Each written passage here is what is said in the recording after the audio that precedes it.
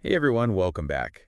You know, we do a lot of deep dives on kind of big picture stuff, but today I thought we'd get into something super practical. We're talking about breaking bad habits. Mm. And we're going deep on this using this fascinating source, 10.maloshabitos.txt. It's got some seriously good stuff in there. Oh, yeah, it really digs into how we can ditch those habits that, let's be honest, kind of get in the way of, well, everything. Right, and it's so easy to think, oh, I just need more willpower, but this source really flipped the script for me on that. Totally. It's not about this epic battle of willpower like we often think. It's more about understanding the systems behind our habits and working with those, not against them. Working smarter, not harder, right? Yeah. I'm all about that. And the source really digs into how having the wrong system for change is often what keeps us stuck. Yeah, it's like you can keep trying to force your way through, but sometimes you just need a totally different approach. Mm. This source shows us how to reprogram things, like giving your brain a new GPS. That is such a good analogy. Okay, so let's get into it.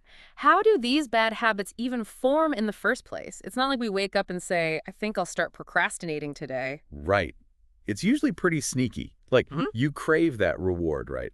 Maybe it's checking social media or grabbing a snack. So give in, you get that little hit of, that feels good, but then boom, you feel bad afterwards. Ugh, yeah, the guilt sets in. And then what? You Just crave that bad. reward again to avoid feeling bad. It's like this vicious cycle starts spinning. It's like that Jaws theme playing in your head. You know the shark's coming, but you can't stop it. Exactly.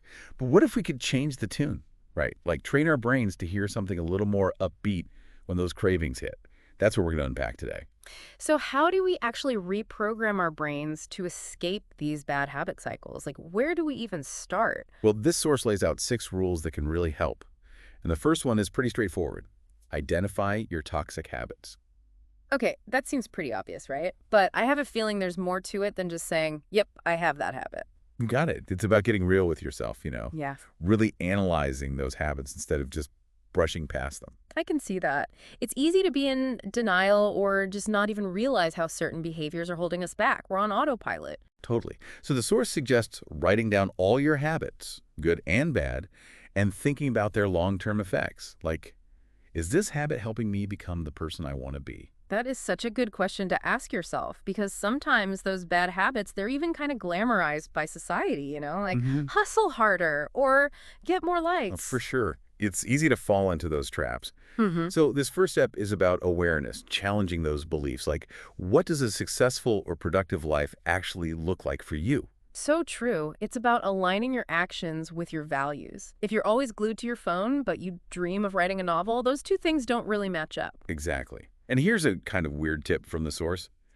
Verbalize your bad habit as you're about to do it. Wait, like say it out loud? Yep. Like, I'm choosing to scroll Instagram instead of working on my passion project. Sounds strange, but it can be a powerful reality check. It's like that moment of, should I really send this text? Okay, rule number 2, eliminate the cue. Oh, this one speaks to me. Certain places just equal distractions for me. It's all about how our brains connect places with actions. Walking to the kitchen, suddenly you want a snack, even if you weren't hungry before. Right. Or for me, it's the couch. I sit down, boom, instant TV mode. That's why I've found if I need to focus, I have to be at my desk, no distractions around. Exactly. And this source nails it. If your workspace is full of temptations, you're setting yourself up to fail. It's like trying to resist pizza while sitting in a pizzeria. So how do we fight those environmental cues? The source has some good tips. First up, remove the temptation completely. Love potato chips. Don't even buy them. Phone always distracting you. Airplane mode, or even leave it in another room. I've started using those website blockers during work hours, and let me tell you, game changer. Right. It's about creating a space that supports your goals, not sabotages them. Okay, this rule number 3 sounds intriguing. Make the habit unattractive. How do we even do that? It's not like we can just decide that something we're drawn to is suddenly boring. This is where understanding dopamine comes in, that reward chemical in our brains. We're wired to seek pleasure, avoid pain, and bad habits often trigger those dopamine hits. Dopamine, it's like a blessing and a curse, right? Yeah. Can push us to great things, but also keep us hooked on stuff that's not so great. Totally. The source talks about those lab mice that keep pressing a lever for a treat, even when they're not hungry. That dopamine hit is just that rewarding. So we're all just chasing those highs, even if they're fleeting. How do we escape the cycle, though? Well, the source points out that dopamine surges at 2 main points: when we're anticipating the reward and when we get it. So we got to disrupt that loop. Okay, so how do we make those bad habits less like, ooh, cake, and more like, ugh, Brussels sprouts? One way is to figure out what need the bad habit is fulfilling and find a healthier replacement. Scrolling out of boredom, maybe pick up a book or learn something new. Stress eating, try a quick workout or some meditation. Love that. It's about finding healthier coping mechanisms, right? Like instead of that extra cup of coffee when you're tired, how about a brisk walk? Exactly. Yeah. And this might seem obvious, but the source also says, avoid people who indulge in the habits you're trying to break. Oh, that makes so much sense. Misery loves company, but so do bad habits.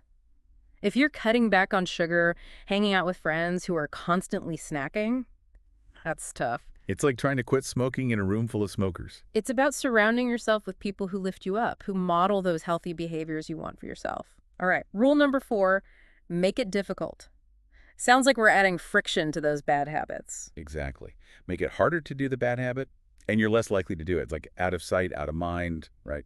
So if your phone is your weakness, make it harder to reach for, put it in a drawer, another room, whatever works, and then make those good habits easier. Want to read more? Have that book you've been meaning to start sitting right there on your nightstand. I love it. And if we think back to the dopamine stuff, you're making the bad habit less rewarding on a brain level while boosting the reward of the good habit. We've talked about making bad habits unattractive, harder to do, but what about taking it a step further? Make them downright unpleasant. Rule number 5, make it painful. Right. We know what's pleasurable gets repeated, what's painful we avoid. So to break those bad habits, the cost of giving in has to be bigger than the reward. Okay, how do we actually make a bad habit hurt enough to make us want to avoid it? The source gives us a few strategies. One is immediate reinforcement. Every time you resist that bad habit, reward yourself. So mini celebrations for choosing the healthy option. Exactly. Enjoy a delicious, healthy meal after a workout. Or treat yourself to a relaxing activity after resisting those snacks. I love how that reinforces those positive choices, makes your brain crave them. And another method is to associate that bad habit with something negative. Okay, this one sounds intriguing and maybe a little scary depending on how we spin it. For sure, it's about finding what works for you, and it doesn't have to be extreme. The key is to make that deterrent strong enough. So let's say you're trying to be better with money. Every time you make an impulse purchase, you have a friend charge you some ridiculous fee. Exactly. Or, if social media is your thing, maybe donate to a cause you don't support every time you go over your daily scroll limit. Now, those are some good accountability strategies. Yeah. So we've covered a lot, identifying bad habits, making them unpleasant, but how do we stay motivated on this journey? Which brings us to rule number 6, track your progress. Got to celebrate those wins, right? That's it. It's like watching those miles tick by in a marathon. Seeing how far you've come, it's super motivating, especially when you're tempted to give in. It's like proof, right? Proof you can change. You're not stuck in those old patterns. When I see those days adding up where I've stuck to my goals, man, it keeps me going. Exactly. And the source even says, make it visual. Don't just think about it. Put it out there. Mark it on a calendar. Use a habit tracking app. Anything to see that progress every day. Love that. It's like those goals become real, something you can actually see and feel. So we've covered a lot today, from finding those bad habits to all these cool strategies to break free, but it's not about being perfect, right? Not at all. It's about progress, not perfection. This source has given us a whole toolkit, but it's up to us to find what works best for each of us. So true. Maybe one rule really clicked with you. Or maybe, like me, you're ready to try a few different things and see what happens. For me, what's really powerful is how this source changes the way we see habits. It's not about beating yourself up for messing up. It's about understanding how it all works and using that knowledge.